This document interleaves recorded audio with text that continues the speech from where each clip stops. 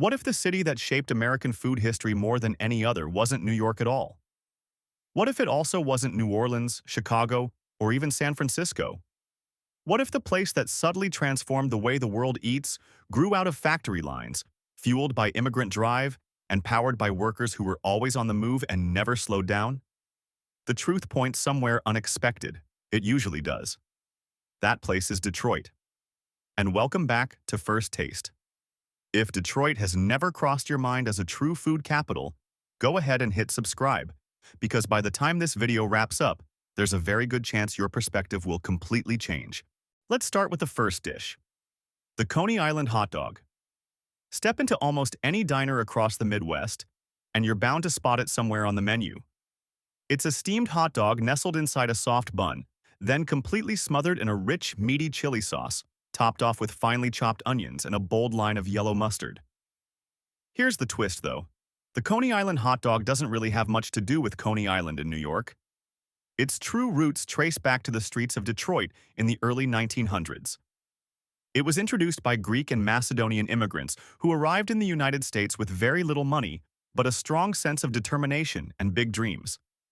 The most well-known origin story leads to American Coney Island, which opened around 1917 under the direction of Gus Caros. What's remarkable is that the diner is still around today, operating in much the same way it did back then. Now here's the part that really surprises people. Gus and his brother William eventually went their separate ways and opened rival restaurants right next door to each other. For more than 100 years, the two establishments have stood side by side, each carrying on its own legacy. The Coney dog isn't just something you eat. It represents immigrant determination, a deep-rooted family rivalry, and a refusal to ever give up ground. Now on to food number 2, Verner's Ginger Ale.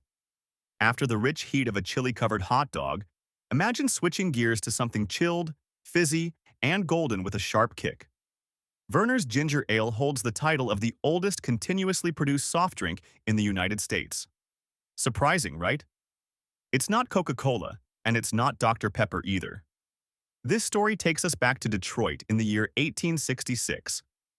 A pharmacist named James Verner, who worked along Woodward Avenue, had originally created a ginger-based syrup before heading off to serve during the Civil War. When he finally returned 4 years later, he opened up the oak barrel he had left behind and discovered that time had completely transformed what was inside. The result was something truly unique, a flavor that felt sharp yet smooth, with a creamy, almost vanilla-like warmth, followed by a gingery bite that tingled at the back of your throat like a gentle, pleasant burn. For decades, families in Detroit treated Verner's as more than just a drink. Parents would give it to sick kids the same way others relied on chicken soup. It became a remedy, a comfort, and even a small celebration, all wrapped up in one amber-colored bottle. This isn't just a soda. It's a piece of cultural legacy passed down through generations. Let's move on to food number 3, Sanders Hot Fudge. Not every iconic creation comes out of hardship. Some are born from someone who simply refuses to settle for anything less than exceptional. Back in 1875, Fred Sanders opened a candy and ice cream shop in Detroit, and over the years, he developed a hot fudge sauce that was unbelievably rich, intensely chocolatey, and luxuriously smooth, so much so that every other topping seemed to fade into the background. Sanders is often recognized as one of the early pioneers of the American ice cream sundae, a claim that holds real historical weight since his shop was among the first, in the late 1800s, to serve ice cream topped with syrup as its own standalone dessert. What's fascinating is how simple the recipe sounds on paper, just chocolate, cream, butter, and sugar. But the real magic lies in the details, the precise balance of ingredients, the careful control of heat, and the exact consistency, all refined through years, really decades, of dedication. In Detroit, Sanders Hot Fudge isn't just something you pour over dessert, it is the dessert. And giving someone a jar of it as a gift carries a kind of meaning that goes far beyond its price tag. Now for food number 4, Detroit-style square pizza. Every city with a pizza scene loves to claim it has the best version, but Detroit never really bothered making that argument. Instead, it created something so distinct that it speaks for itself. Detroit-style pizza is cooked in rectangular blue steel pans, the same kind once used on automotive assembly lines to store small parts. This style first took shape in the 1940s at Buddy's Rendezvous on Conant Street, where the owner, August, reworked his mother-in-law's Sicilian recipe into something entirely new, using the thick, airy dough that those industrial pans naturally produced. One of its defining features is the cheese, specifically Wisconsin brick, which is spread all the way to the edges of the pan. As it bakes, that cheese melts and crisps up along the sides, forming a caramelized, lacy, slightly charred crust that many would argue is the best part of the entire pizza. Then there's the sauce, which is layered on top of the cheese, not underneath it. That's not an accident. It's a defining characteristic of the style. For years, this pizza remained a local favorite, mostly known within Detroit itself. But starting in the early 2000s, it began gaining national attention and quickly spread to cities across the country. Today, you'll find it in major food scenes everywhere, with entire restaurant chains built around this one style. Gus Guerra didn't just create another variation of pizza, he completely changed the way people think about it. Finally, food number 5, the Boston Cooler. The name might make you think it comes straight out of Massachusetts, but that couldn't be further from the truth. The Boston Cooler is a smooth, frothy float made by pouring Werner's ginger ale over a scoop, or two, of vanilla ice cream. It's a creation that belongs entirely to Detroit, and its name is believed to come from Boston Boulevard, a historic residential street on the city's west side. No one can say for sure exactly when it first appeared, but it's been a summertime staple in Detroit for well over 100 years. What makes it special is the way the ingredients interact. The fizzy bite of the ginger ale hits the cold, creamy ice cream and instantly creates a thick, aromatic foam that feels like something entirely new. The flavor is nostalgic in a way that's hard to pin down. It brings to mind childhood, the quiet end of a long, hot August day, and those homemade treats your grandmother whipped up from memory rather than a written recipe.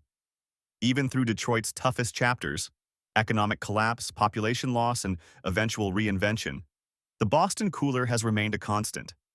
Some things are simply too good and too deeply rooted to ever fade away. Now for food number 6, better-made potato chips. In 1930, right in the depths of the Great Depression, two immigrants, Peter Cipriano and Cross Macheri, made the bold decision to start a potato chip company in Detroit. At a time like that, it was either incredibly courageous or unbelievably stubborn, maybe a bit of both. That decision led to the creation of better-made snack foods, which began on the city's east side and found success not by going nationwide, but by becoming deeply rooted in its local community.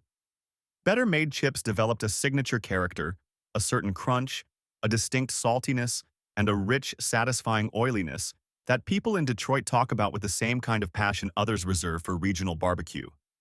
Instead of chasing expansion across the country or fighting for shelf space in places like California or New York, the company made a deliberate choice to stay focused on its home base.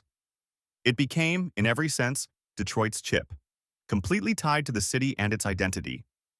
That approach, staying hyper-local, embracing regional identity, and refusing to water things down for mass appeal, is something the broader food industry is only now trying to copy. Better Made didn't jump on that trend. It set the blueprint for it long before anyone else caught on. Food number 7 takes us to Middle Eastern fast food. Here's a detail that deserves way more attention than it usually gets. Dearborn, right next door to Detroit, is home to one of the largest Arab American communities in the country. The impact of that community on American cuisine is massive, far beyond what most people realize. Think about it. The shawarma wrap, the hummus tub in grocery stores, falafel options at national chains. All of that widespread Middle Eastern flavor had its first foothold in Metro Detroit. For decades, families from Lebanon, Yemen, and Iraq opened restaurants, bakeries, and markets in the area long before these foods ever became trendy or mainstream. What's remarkable is that they didn't alter their recipes to suit American tastes. They kept the flavors authentic, cooked them right, and patiently waited for the rest of the country to catch up. And eventually, it did. When food historians trace how tahini evolved from a niche import to a grocery store staple, the journey points straight through Michigan. This isn't just a side note in culinary history. It's a full-scale transformation of the American food landscape. Food number 8 is the one you've been waiting for: Domino's Pizza. In 1960, A 23-year-old named Tom Monahan borrowed $500 to take over a struggling pizza shop in Ypsilanti, just outside Detroit, called Dominick's. He renamed it Domino's, and what followed wasn't just the birth of a pizza chain. It was the start of a logistics revolution cleverly disguised as a dinner option. Monahan was famously obsessed with delivery speed. His iconic 30 minutes or it's free guarantee became legendary, though it was later retired for safety reasons. Even so, that promise completely reshaped what Americans expected from food service.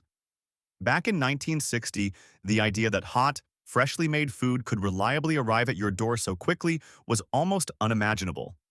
Monahan made it feel not just possible, but inevitable. Today, Domino's operates in over 90 countries, with more than 19,000 locations around the world, making it one of the most widely distributed food brands on the planet. And it all began with a single man, $500 in borrowed cash, and one small pizza shop in a Michigan college town. A store fueled entirely by ambition and a dream that tasted like opportunity. Food number 9 is packaged bread and the rise of industrial baking. The story of pre-sliced bread in America is layered, but one of its most pivotal chapters unfolded right in Detroit. The Continental Baking Company, the makers of Wonder Bread and Hostess, had major production facilities in Detroit's industrial corridor. The assembly line approach that defined Detroit manufacturing directly influenced how bread evolved from handmade bakery loaves to pre-sliced, pre-packaged, shelf-stable products capable of feeding the nation's growing working class. This connection wasn't a coincidence. Detroit was a city that industrialized everything it touched. Whether it was cars, steel, or even the humble loaf of bread, the idea that a family could simply grab a bag of perfectly uniform slices each week without ever stepping into a bakery was revolutionary in the 1920s and 1930s. Detroit's production culture made that possibility real. The real marvel of Wonder Bread wasn't the bread itself. It was the industrial thinking behind it, the genius of scaling a product for a nation hungry for convenience. Finally, food number 10, the Michigan hot dog. At first, this one might seem confusing, but soon it makes perfect sense. In upstate New York towns like Plattsburgh and Watertown, there's a hot dog called a Michigan, a natural casing frank smothered in a meaty, slightly spicy, bean-free sauce. And if you ask locals, they'll tell you with absolute certainty that its roots trace back to Detroit. The most well-documented origin points to a woman named Ulla and her husband, who brought the recipe from Michigan to upstate New York in the 1920s, opening stands that eventually became local institutions. The sauce recipe is strikingly similar to the classic Detroit Coney sauce, and the name Michigan has remained unchanged for over a century. So here's a dish named after a city in a state far away, carrying a culinary identity across both geography and generations, almost like a message in a bottle. Detroit flavored something so powerfully that another region adopted its name and never let it go. That is the true definition of a legacy. 10 foods. 1 city. A story of immigrants, factory floors, borrowed money, and an unwavering refusal to do anything halfway.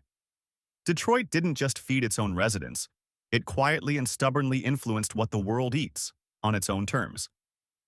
If this reshaped the way you see Detroit or dinner, go ahead and give this video a like and subscribe to First Taste for more stories uncovering the hidden history behind what's on your plate. And don't forget to share in the comments which of these 10 foods genuinely surprised you the most.